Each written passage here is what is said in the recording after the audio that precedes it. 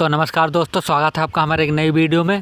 आइए देखते हैं, बैठन मजा आएगा।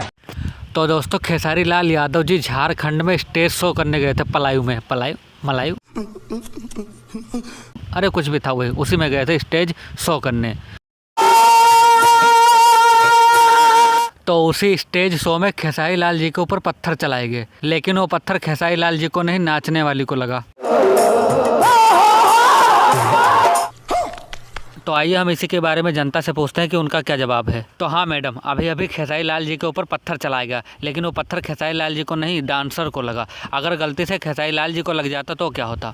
मैं एक ही बात कहना चाहूँगी कि जिसने पत्थर मारा है ना, सुन ले सही से, अगर वो पत्थर खेसारी लाल जी को लग जाता ना, तो तेरी गांड फाड़ के उसमें नींबू निचोड़ देती भोसड़ी के। बिल्कुल, आपने मेरे दिल की बात बता दी।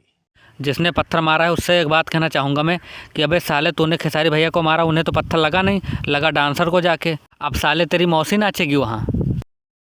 और सब लोग तो ये भी कह रहे हैं कि ये पवन सिंह के फैंस ने किया है।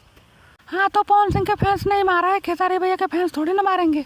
और जिसने पत्थर मारा है पवन सिंह के फैंस ने, मैं उनसे एक बात कहना चाहूँगा कि अबे भोंसड़ी के पहले पत्थर मारना तो सीख लो। और कुछ दिन पहले पवन सिंह को पत्थर मारा था, सब लोग कह रहे थे ये खेसारी भैया के फैंस हैं। हाँ, तो निशाना नहीं देखा था, सीधा मत्थे पे जाकर लगा था, इतना तगड़ा निशाना था उसका। वो पक्का खेसारी भैया का ही फैन रहा होगा। भोंसड़ी के नशा वशा करके आए थे क्या पत्थर मारने? साले का खोपड़ी तोड़ साले का। और गलती से पकड़ जाता ना, तो तेरे पिछवाड़े में 08 का बल्ब डाल के फोड़ देते भोंसड़ी के। दिए भैया जी आप तो। दोस्तों, वीडियो अच्छी लगी तो वीडियो को लाइक और चैनल को सब्सक्राइब जरूर करें। मिलते हैं अगली वीडियो में।